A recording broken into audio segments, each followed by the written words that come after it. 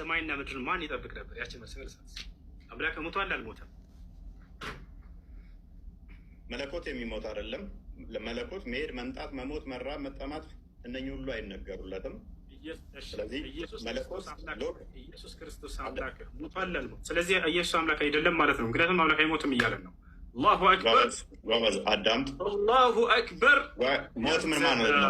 ሞት ማለት ምን ማለት ነው? ሞት ማለት ምን ማለት ነው? ሞት ማለት ምን ማለት ነው? አዳምጥ። ሞት ማለት ምን ማለት ነው? ጥያቄ ግልጽ አድርገው። ያንተ ተራ አይደለም። ያንተ ጥያቄ ተራ ጨርሰሃል።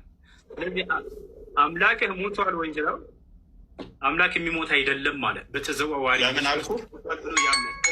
ደቂቃ አልኳል። ቀጥል፣ ልመልስልህ። እሺ ደቂቃ ባያልቅም ልጨምርልህና ልመልስልህ። ደቂቃ የምትይዘው ገና ደቂቃ አዳምጥ እስኪ። አዳምጥ የምትለኝ እኔ ተናገርኩ። መልስ ልስጥህ። አዳምጥ። ረገበል ብለህ ጠየቅከን። አምላክ በመለኮቱ በባህሪ የሚሞት አይደለም። ለክርስቶስ ግን ስግው ቃል ስለሱ ስትናገር በስጋ የተገለጠው ከሆነ በስጋ ሞተ፣ በመንፈስ ግን ሕያው ሆነ ብለን ነው የምንናገረው። ሜይ ቢ ይህንን ማታውቀው።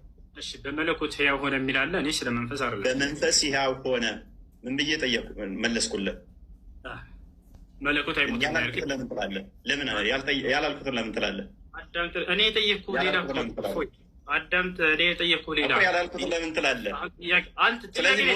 ስለዚህ አዳምጥ። እሺ ልመልስልህ። የእኔ ተራ ነው የምጠይቅህ። አዳምጥ። የእኛ መልስ አታውቀውም። ና ተማር፣ ኡስታዝ ተማር። እሺ ና፣ የእኔ ተራ ነው። ወዴት ማትሄድ? ና ሚዩት አድርገው። ኦኬ ደቂቃውን ያዘውና ልመልስልህ። እኔ ቮለንተር ጥያቄን አዳምጥ። አዳምጥ። ልመልስልህ። አምላክህ ሞቷል አልሞተም? በግልጽ ተናገር። አምላክህ ሞቷል አልሞተም? ጎበዝ። ስለዚህ ሚዩት አድርግ። ሞት የሚለው አንተ ጋር ያለውና እኛ ጋር ያለው የተለያየ ስለሆነ እሱም ሞት የእስልምናው ነው የምጠይቀን፣ የኛ ያንተ አምላክህ ሞቷል ወይንስ አልሞተም? ሞት የሚባለው የእስልምናው ነው ወይንስ የኛ? ክርስትና ላይ አምላክህ ኢየሱስ ክርስቶስ የክርስትናው ሞት ምን ማለት ነው? ሞት ማለት በክርስትና ምን ማለት ነው?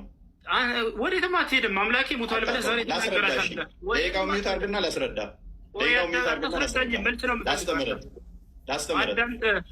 ላስተምርህ። ጥያቄው አትሽፎይ። አምላክህ ኢየሱስ ክርስቶስ ሞቷል ወይንስ አልሞተም? መልስ።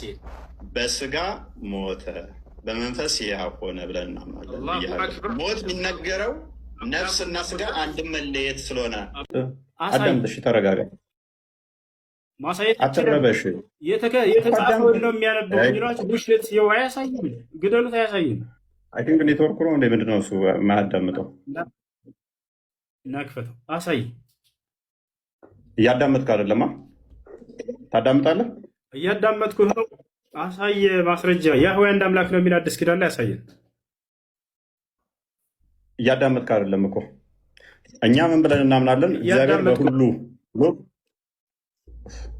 እያዳመጥክ አይደለም። አሁን ክርስቶስ ለምሳሌ በማቴዎስ ወንጌል ላይም አስቀድሞ መዝሙረ ዳዊት ላይ ጌታ ጌታዬን የእግረ መረገጫ እስካደርግ የሚለውን በሐዲስ ኪዳን ሲጠቅሰውና ኮት ሲያደርገው በብሉይ ኪዳን የተነገሩት ስለሱ እንደሆነ ተናግሯል።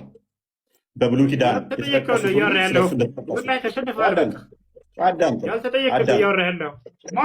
አዶኒ ጌታን ትረብሻለህ። የተጠየቀውን ማስረጃ ሊያሳይ አልቻለም። ወደ ቀጣይ ጥያቄ ይሰማ ልጆች ይሰማቸዋል? አልተገለጠም። መልስ ነዋል። ይሰማቸዋል? አልተገለጠም። ዘወል መልሱ ይሰማል። እባክህ አልተገለጠም። ቀጥል፣ ግለጥ። እሺ መልካም። እሺ የተጠየቀውን የሰው ዩኒቨርስ አልቻለም። አንድ አምላክ ተብሎ የተገለጸው ያህዌ ነው አለን አዲስ ኪዳን ላይ። የቱ ጋር ብያሳየው? አዳምጥ። አሳይ። ወፍ የለም አሰማማ። ምክንያቱም ዮሐንስ ወንጌል ምዕራፍ 8 ላይ እኮ ከቁጥር 54 ጀምሮ በደንብ አዳምጥ። በመጀመሪያ ከፍተህ አሳየን። አሁንም ትገባለህ። ማስረጃ አሳየን። ሂድ፣ ክፈት፣ ማስረጃ አሳየን። ሂድ። አልቀጥልም። ማስረጃ አሳየን። ያህዌ አንዱ አምላክ ነው ብሎ ኢየሱስ ክርስቶስ ዮሐንስ ወንጌል ላይ ያስተማረበት ወይንም ሐዋርያቶች ያስተማሩበት አሳየን። ክፈት። እኛ እንደ እስልምና 5 ደቂቃ ከ40 ሰከንድ አለ። ቀጥል። አንተ አይደለም የምትይዘው ደቂቃውን፣ እኔ ነኝ ያዝኩት። ያ አሳያለሁ። እዚህ ጋር ወጥተህም እኮ እየጠበቅኩ ነበር። አቁሜልህ። የእኔ ችግር አይደለም፣ የራስህ ችግር ነው። በራሱ ችግር ነው የወጣው። ከወጣሁኝ 1 ደቂቃ አይሆንም። ስለዚህ 5 ሳይሆን በቃ አንተ እንደምትፈልገው 5 ይሁን። በቃ ችግር የለም። አይሽ እሺ ኢየሱስ ክርስቶስ አምላክ እንዳለው አስተምሯል አላስተማርም? አምላክ ኢየሱስ ክርስቶስ ኦኬ፣ ክርስቶስ በስጋ እንደመገለጡ ቅድመ ተዋህዶን ለመጠቆም አምላክ የሚል ንግግሮች አሉ በቅዱስ ጳውሎስ መልእክታቱ ላይ። አዳምጥ የተጠየቀውን መልሰህ ቅድም እኔ ማብራሪያ ልስጥህ ስለው ጊዜ አይቻልም መልሱን ነው የምፈልገው ቅድመ ተዋህዶን ለመጠቆም ወደ አምላክና ወደ አምላካችሁ ምሳሌ ተናግረዋል። አዳም ተረጋ በል። ጥያቄ አትቀበልም? እየተቀበልኩ ነው። አይዞህ። አምላክ ኢየሱስ ክርስቶስ አዳም በንተራስህ ውይይታችን ምንድነው? እሱ ውይይታችን እግዚአብሔር የነቢያት ማንን የሰበኩት የሚል ነው። አንደኛ። ሁለተኛ ደግሞ አዳም አይዞህ ጥያቄ ይመልስም ውይይቱንም አላወቀውም ማለት ነው። ውይይቱንም ረስተዋል። ግን ልመልስልህ ብዬ ነው። ፎበር ልስራለህ እኮ መልሱን መልስ። አምላክህ ኢየሱስ ክርስቶስ አምላክ እንዳለው አስተምሯል ወይንስ አላስተማረም? ቀጥል። መልካም። ለምሳሌ ዮሐንስ ወንጌል ምዕራፍ 20 ላይ ከቁጥር 17 አካባቢ ጀምሮ እና ማስረጃ ትሰጥኛለህ። እፎይ መልሱን ስጠን እንጂ እየነገርኩህ እኮ ነው። አስተምሯል በልና ወይ አላስተማረም በልና ከዚያ ማስረጃ ትሄዳለህ እኮ እየነገርኩህ። አምላክ እንዳለው አስተምሯል አላስተማረም? ፕሊስ አዳምጣ። ደም ጠርቀህ ትገባለህ። ኦኬ፣ ወደ አምላኬና ወደ አምላካችሁ ብሎ ነጥሎ ተናግሮታል። ወደ አባቴና ወደ አባታችሁ ብሎ ነጥሎ ተናግሮታል። ክርስቶስ ሎክ በስጋ እንደመገለጡ ቅድመ ተዋህዶን ለመጠቆም ወደ አምላኬና ወደ አምላካችሁ ብሎ ተናግሯል። ያ ወደ አምላክ ያለው ግን አባቱ ነው፣ የባህሪ ልጁ ስለሆነ። የባህሪ ልጁ ከሆነ ደግሞ ሱረቱ ዙሩፍ ላይ 81ኛው ላይ እንደሚናገረው ቁርአን አምላክ ነው የሚሆነው። አላህ ልጅ ካለው ምን ይሆናል? ልጁም አምላክ ይሆናል። ክርስቶስ በለበሰው ስጋ ወደ አምላክና ወደ አምላካችሁ ብሎ ተናግሯል። ስብከት ላይ ነህ።